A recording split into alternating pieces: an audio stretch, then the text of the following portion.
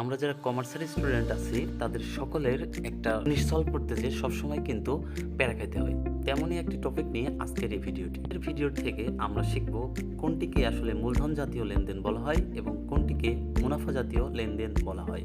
তো আমরা প্রথমেই দেখে নেব যে মূলধন জাতীয় যে লেনদেন আছে এটা সংজ্ঞাটা আসলে কী।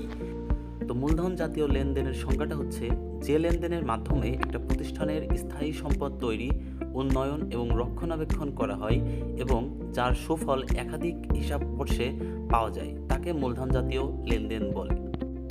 অর্থাৎ মূলধন জাতীয় লেনদেনটা আমরা বোঝার জন্য আরও সুন্দরভাবে কিছু এক্সাম্পলের মাধ্যমে বুঝতে পারি।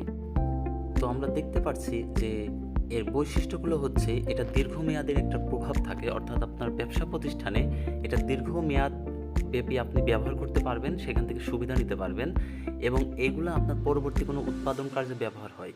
এবং এর হিসাব পদ্ধতিটা হচ্ছে আপনারা কিন্তু যখন ব্যালেন্স শিট অর্থাৎ আর্থিক অবস্থার বিবরণী প্রস্তুত করেন সেখানে কিন্তু এটা সম্পদ হিসাব লিপিবদ্ধ করতে হয়, আয় হিসাবে কিন্তু লিপিবদ্ধ করার প্রয়োজন হয় না।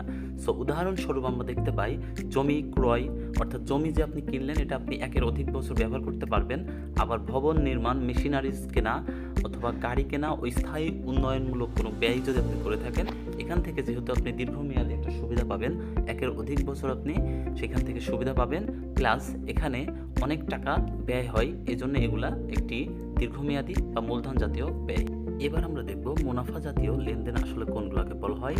সো যে লেনদেনের মাধ্যমে দৈনন্দিন যে কার্যক্রমগুলো আছে অর্থাৎ আপনার ব্যবসা পরিচালনা করার জন্য যে সকল লেনদেন সংগঠিত হয়, অর্থাৎ আপনার ব্যবসা প্রতিষ্ঠান চালনা করার জন্য পণ্য ক্রয় করতে হয়, বিক্রয় করতে হয়, ম্যানেজারের বেতন দিতে হয়, আপনার কর্মচারীর বেতন দিতে হয়, অফিস ভাড়া দিতে হয়, কারেন্ট বিল দিতে হয়, এই যে রেগুলার যে প্রতিষ্ঠানে পরিচালিত করার জন্য যে প্রতিষ্ঠানে যে ব্যয়গুলো হয় এগুলোকে মূলত আমরা বলে থাকি মুনাফা জাতীয় ব্যয়।